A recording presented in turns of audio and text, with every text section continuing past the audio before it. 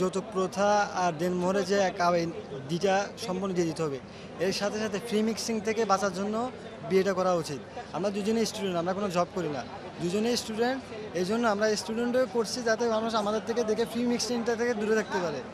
আমরা বিয়েটা করে রাখছি যে হয়তো পরে ভবিষ্যতে আমাদের চাকরি বাকরি হবে, আমরা তখন প্রতিষ্ঠিত হব, কিন্তু তার আগে ফ্রি মিক্সিং থেকে বাঁচা দরকার। ফ্রি মিক্সিং থেকে বাঁচার জন্য বিয়েটা করতেছি, সব কিছু মিলে আলহামদুলিল্লাহ। আলহামদুলিল্লাহ অনেক ভালো লাগতেছে। তো একটা বাবা অনেক কষ্ট করে একটা মেয়েকে মানুষ করে, সে কেন যৌতুক দিবে? এটা তো ঠিক না। এই জন্য এইভাবে করে বিয়েটা করতেছি। আলহামদুলিল্লাহ অনেক ভালো, এই জায়গাটাও অনেক ভালো লাগছে। দুজনে পড়ালেখা করতেছি, তো বিয়েটা করে রাখতেছি। আগামীতে ইনশাল্লাহ দুজনে ভালো কিছু করব। আসলে আলহাজ শামসুল হক ফাউন্ডেশন দীর্ঘদিন ধরে বিভিন্ন সামাজিক কাজ করে যাচ্ছে।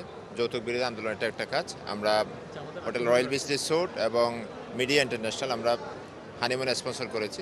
এই মহতি কাজে যৌতুক বিরোধী আন্দোলনে আমরা যে তাদের সারথি হতে পেরেছি সেই জন্য আমরা আনন্দিত। আলহামদুলিল্লাহ আমরা এবার সেকেন্ড টাইম 2021 সালে একবার করেছিলাম, শুভ বিজয়ের শুভ বিবাহ নাম ছিল। 16 ডিসেম্বর উপলক্ষে আয়োজন করেছিলাম। আজকে 18 জানুয়ারি যেহেতু ফাউন্ডেশনের প্রতিষ্ঠাবার্ষিকী, সেজন্য আমরা নাম দিয়েছিলাম প্রতিষ্ঠাবার্ষিকীতে শুভ বিবাহ। পুরো বাংলাদেশ থেকে নয়, বাংলাদেশের বাইরে থেকে একাধিক দেশ থেকে 595টা আবেদন আমরা হাতে পেয়েছি।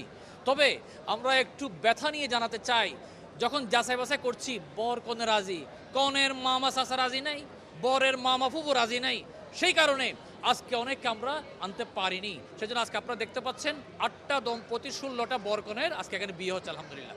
এবং এই আয়োজন শুধু চিটাগাংয়ের মধ্যে সীমাবদ্ধ থাকবে না, আমরা যেহেতু একটা আন্দোলন হিসেবে নিয়েছি এবং বাংলাদেশের অগণিত মানুষ এগিয়ে এসেছে, মিডিয়ার সম্মানিত ভাইরা আপনারা এগিয়ে এসেছেন, সকলের সম্মিলিত প্রয়াসে বাংলাদেশের প্রত্যন্ত অঞ্চলে আমরা এই আয়োজনটা করতে চাই।